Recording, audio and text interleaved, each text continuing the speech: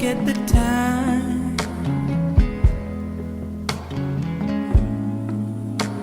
to do the things you gotta do. Always moving forward, always on the go. I hope you take a moment to take it slow. Can you feel that there's something in you that is at war? Something that feels threatened and wants to survive at all cost, that needs the drama in order to assert its identity as the victorious character within that theatrical production? Can you feel that there's something in you that would rather be right than at peace?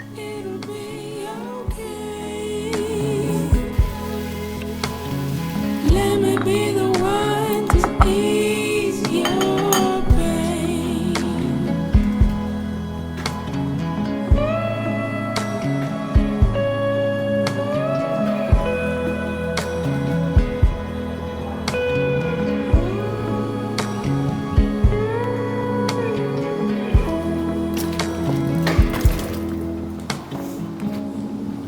Know sometimes that it doesn't make sense.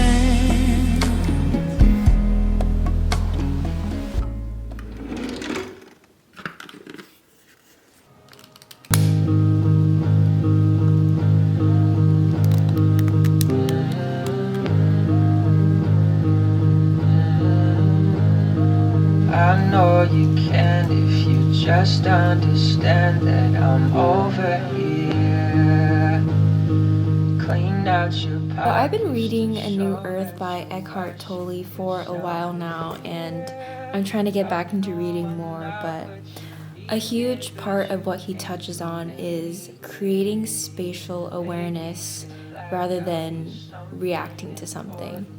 You know, when we're triggered by something from our past, knowingly and subconsciously, our first reaction sometimes is to, lash out or to disassociate.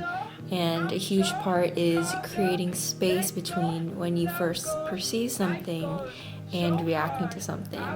And so more and more I'm trying to work on how to create that awareness of, even though I might be feeling something, I have some sort of separation from it and acknowledging, okay, this is why I'm probably upset about something. And it might not even be because of this external trigger. It might be something from the past. And so I think that's a huge thing that this book touches on. That's really important and also really hard to learn, but you have to start somewhere. Anything that you resent and strongly react to another is also in you. Only if you mistake it for who you are and observing everything can be threatening to your sense of self. don't know I am in love with you. Don't know what I'm going through. Don't know what I'm going through. Show me you feel all the spaces a pill couldn't do for me. Drinking to hide. Can we talk about how immaculate this sweater is? I know it's nothing, but I was just hoping for. The weather has been absolutely beautiful lately, and I've been biking a ton. It's just a way for me to get outside and move my body in a way that doesn't feel as laborious as running would.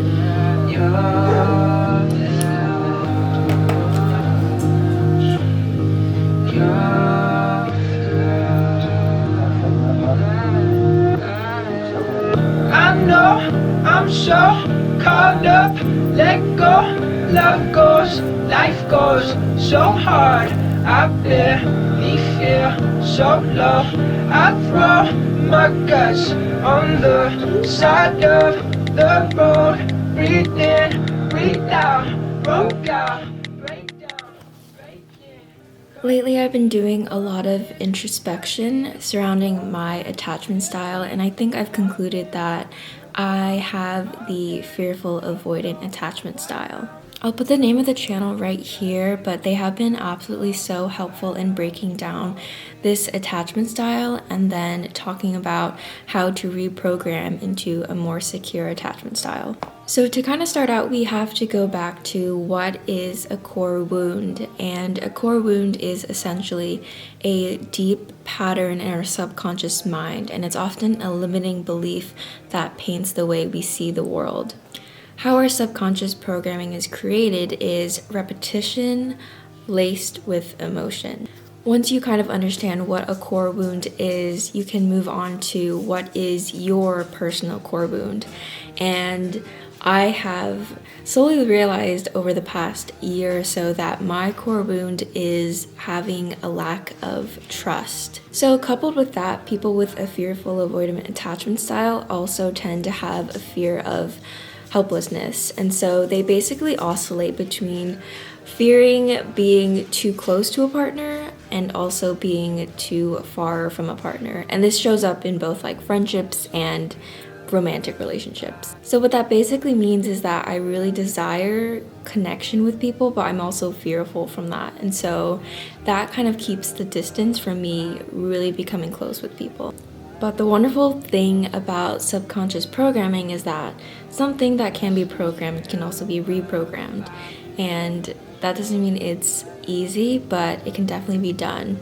So steps for fearful avoidant people are to learn how to communicate their feelings and be vulnerable with people. So for a fearful avoidant person, a lot of the reprogramming surrounds safety and trust. So some of the affirmations that you can say are, it is safe to give and receive love. I have the strength to deal with hardship. I am not helpless just because I love. I am free, strong, and empowered when I love. These affirmations address the core wounds of a fearful avoidant person, which is, I will be betrayed, I am bad, I will be unsafe.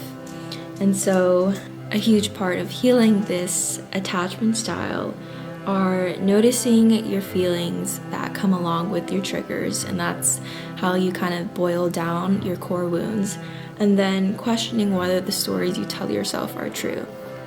So that's what I've been thinking about a lot recently, and I hope if you are in the process of recognizing any core wounds that you have from your childhood or your present, that you have a lot of healing coming your way.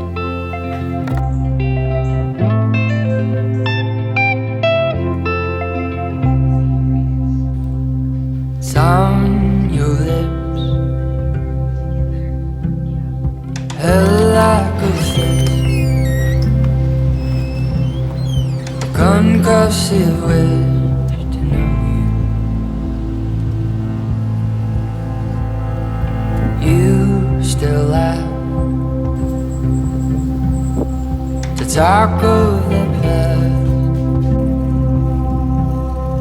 and how contrast with strangers. I still recall it.